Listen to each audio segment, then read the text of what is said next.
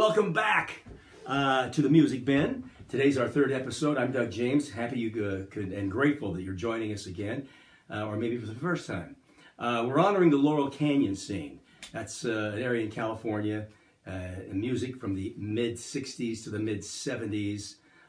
Great stuff. This is when country and folk and rock merged. We call it the Desert Rock Show. The music that we highlight from there. It includes the music of the Byrds and Buffalo Springfield, and then all the offshoots of bands from those two: Crosby, Stills, Nash and Young, Loggins and Messina, Poco, Neil Young and Crazy Horse. And then we play the music of, like Poco, Eagles, Linda Ronstadt, Jackson Browne, the Asylum Record Group, and Joni Mitchell. That includes Joni Mitchell. And one of our soundtracks of a generation family members by the name of Jessica Hornsten. She performs Joni Mitchell unbelievably. I mean, she's so close. And we're going to talk to her momentarily. But first, we're going to hear a song from the Ajira album, which is an underappreciated masterpiece of an album. Here is Jessica performing Joni Mitchell's Coyote.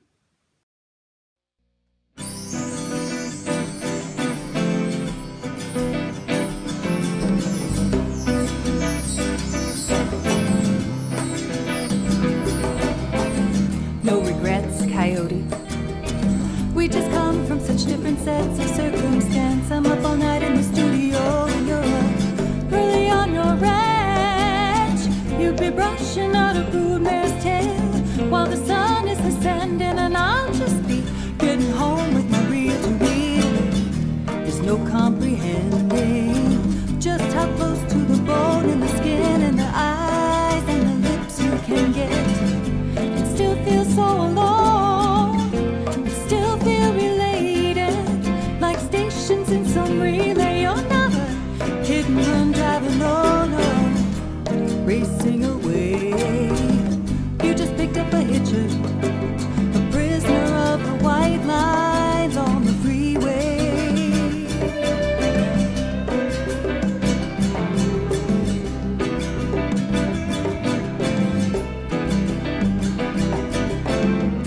Saw a farmhouse burning down in the middle of nowhere, in the middle of the night. We rolled right past that tragedy till we turned into some roadhouse lights where a local band was playing. The locals were up and kicking and shaking on the floor. The next thing I know, the Coyote's at my door. He pins me in a corner and he won't take no. Drags me out on the dance floor and we're dancing close and slow. Now he's got a woman at home, he's got another woman down the hall. He seems to want me anyway. Why'd you have to get so drunk and lead me on that way? You just picked up a hitcher, a prisoner of the white lines on the freeway.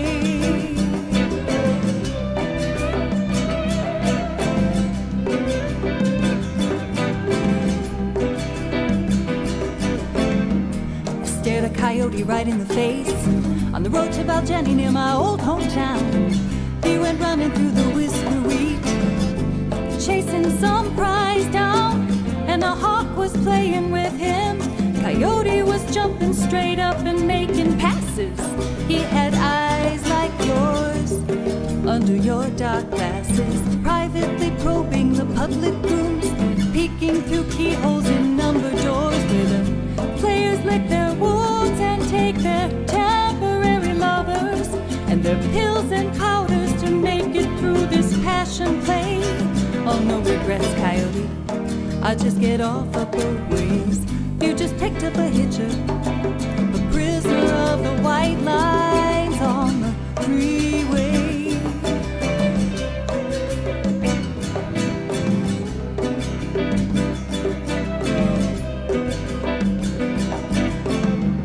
Coyote's in the coffee shop, staring a hole into his scrambled eggs. He picks up my scent on his fingers while he's watching the waitress's legs.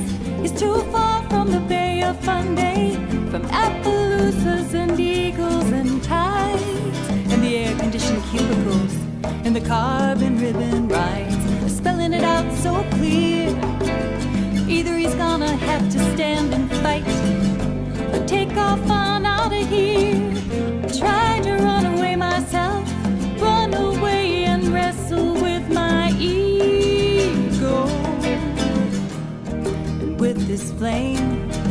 he left burning in this Eskimo, in this hitcher, in this prisoner of the fine white lines, of the white lines on the free freeway.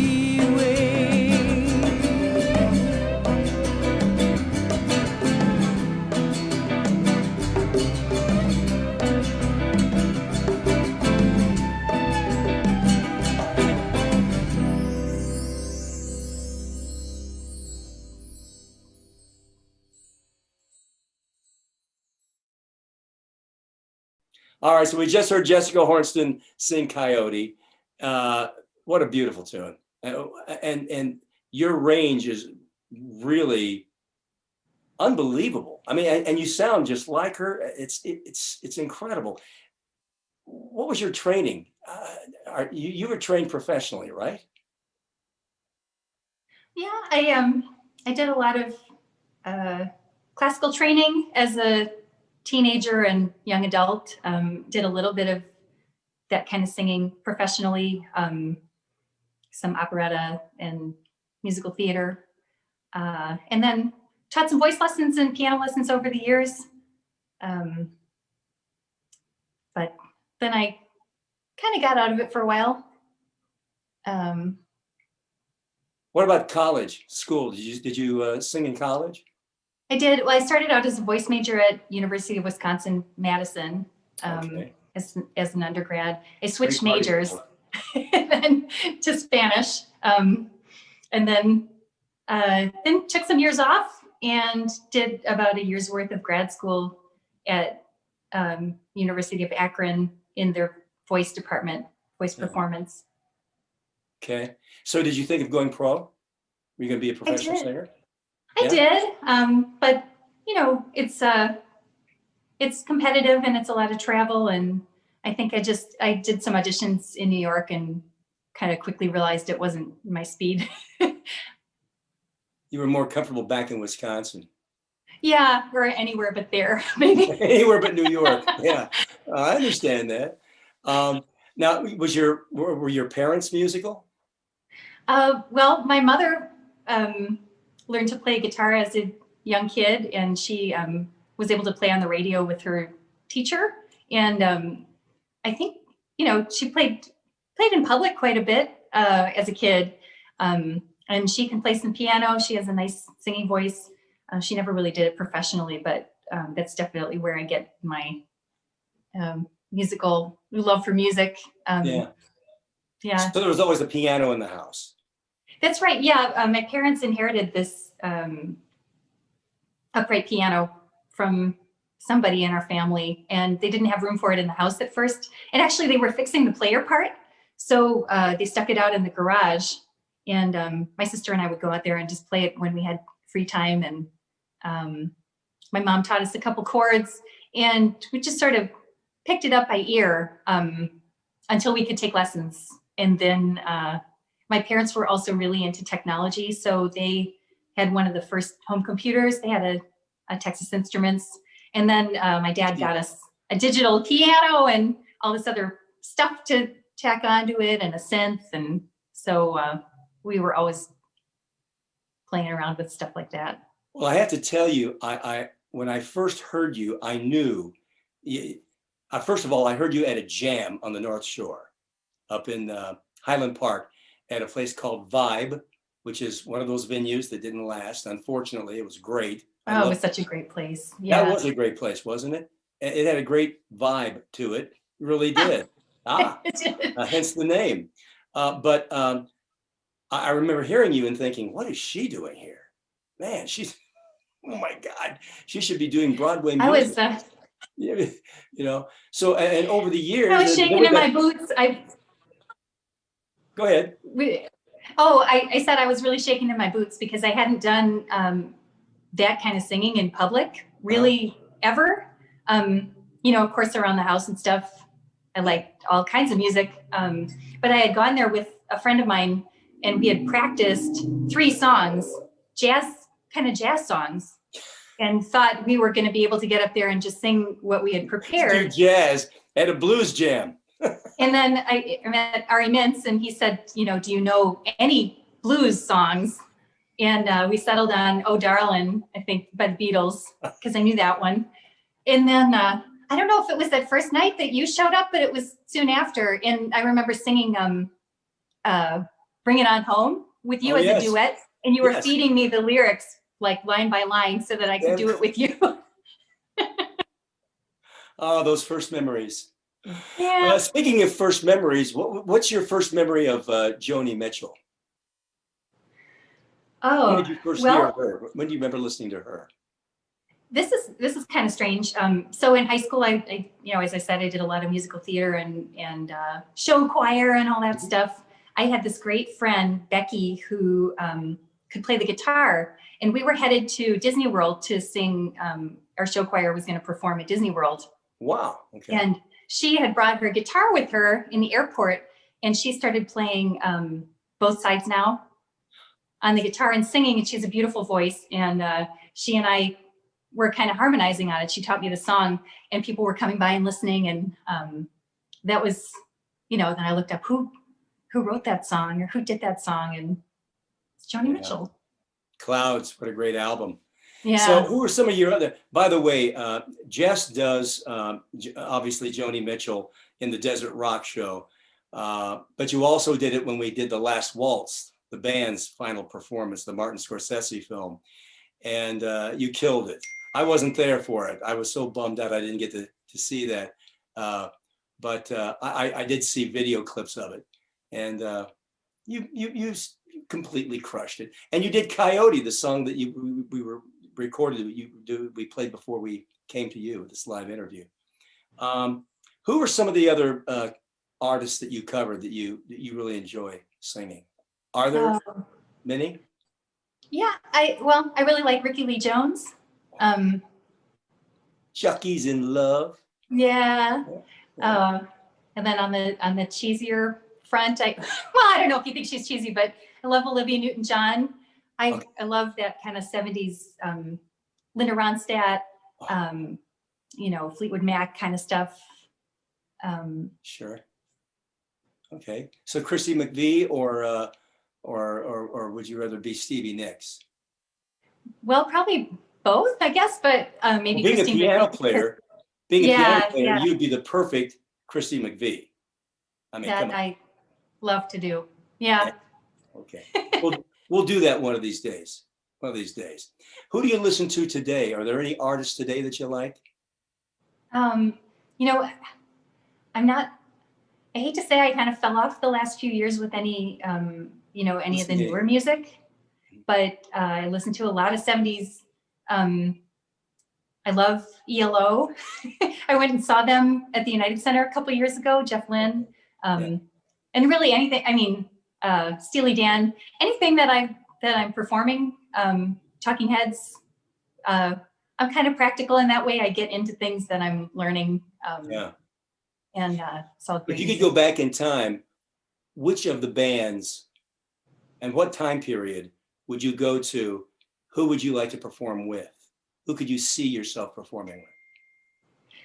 I have to say, well, when I saw ELO in concert, they had a guy and a gal up there doing the harmonies. Yep. And I was so jealous of that woman to be able to tour with them and sing all those great harmonies. And she gets to do the little opera part. I thought, I'm supposed to be up there. That's So really, what about Queen? Was that a band that you enjoyed listening to? Because I always thought of them as being operatic in a sense. Yeah, I really do like Queen a lot. Yeah.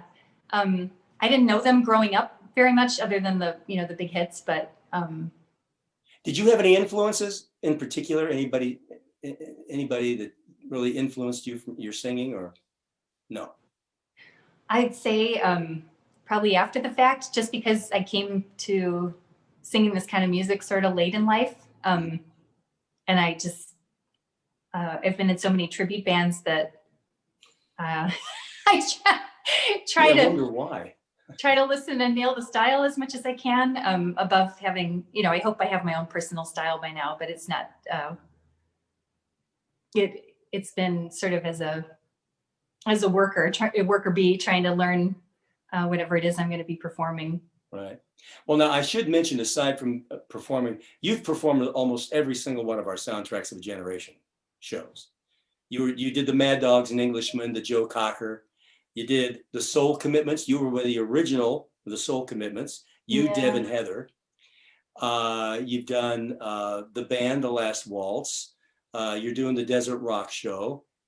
I'm leaving some. Oh, Woodstock. You did the Woodstock show with us. Yeah. You did Summer of Love, 1967. I did. I got to be Lulu. You sang Lulu, a number one song in 1967. Well, we're on a clock. We're trying to be smart about this because we know that we can't take up too much time. And I want to hear you play Joni Mitchell. Just sit at the piano there and perform. What song would you like to do? Would you like to do Woodstock? Would you like anything you want to do? Sure, I'll take a crack at Woodstock. All right. Okay, folks, we're going to go Jessica Hornsten from the Desert Rock Show, and this is Woodstock. Joni Mitchell.